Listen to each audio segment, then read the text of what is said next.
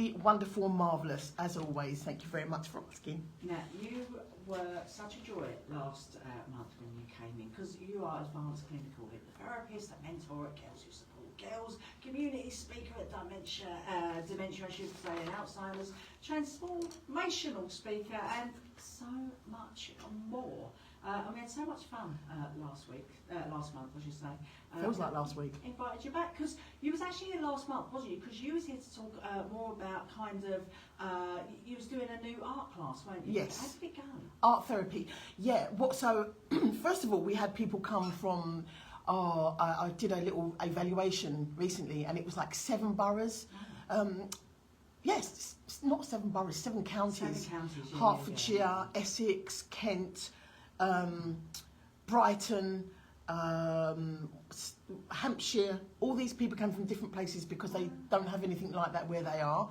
And it was all different ages, so we had them from 16 to 77. A young lady who told me she's the world's oldest teenager. She was 77. She was so funny.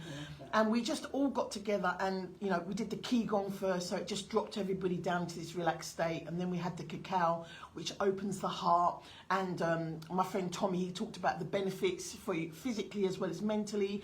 And then we went into the art therapy, and there was a moment throughout the day, pretty much towards the end, like the last hour, everything went quiet. It was just perfect, where everybody had been so full of information and knowledge, and they went to do their artwork, and it was a beautiful moment for me because they were so involved and engaged.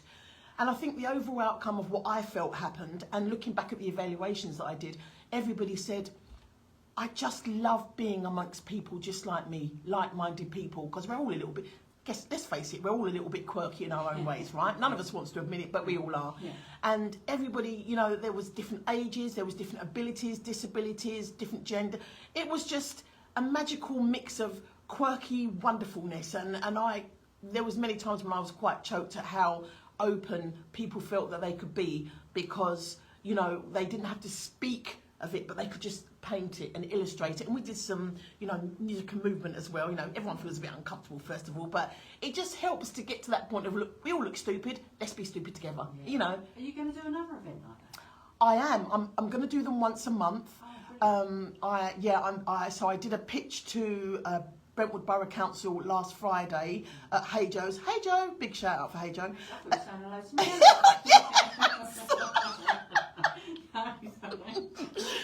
Right, behave. So we're being silly again. Yeah, and because Hey Joe's is the local record store. They do so much. They have live gigs as well for local artists. Yeah, they're brilliant. And I don't know if his name is Joe. No, it's not. No. But he's a brilliant Hey Joe. And he did a pitch as well. And we all did these pitches. It was a really good opportunity to speak to the rest of the creative people in the community about what we do, and also to unite us together so that we're not vying against each other trying to offer something that's the same and being competitive, but actually coming together and saying, what do you do? What do you do? And we can all work together so that we can offer a smorgasbord. Ooh, a smorgasbord. That's because it is. Sorry. I know how to pronounce it, but I can't remember what it's smorgasbord. That's it. It is. Of different modalities to become your best, greatest self. And my guest today, Anne-Marie Wickham. We've been talking about so much, I've even forgotten where we are now. But it's great to have you on the show, because I think especially this time of year, it's all about sort of like taking care of ourselves as well as other people. I mean, you've already been talking about giving your time up for other people as well. So have you got any kind of tips that we can take away for us? So how do you sort of like take time out for yourself, Anne-Marie? Well, first and foremost, I do always meditate 5 minutes a day. And it's funny because I go to the gym here every day. That is one of my, every day. And Caroline, who's a beautiful lady that does yoga vinyasa flow, gave us a little tip, and she said that she said to her meditation teacher, if you can't meditate for 5 minutes, then you need to do 10. And if you can't meditate for 10 minutes, then you need to do an hour, which I thought was quite good, because it's basically time is your own. You choose what you want to do with your time. But for me, I do 5 minutes of meditation every day. But at Christmas time, this is a big share. So I didn't have parents, okay? So for all my life, I've looked at Christmas and I've never really known what to do. So I've gone to lots of different people's houses, and they always have these like traditions, yeah?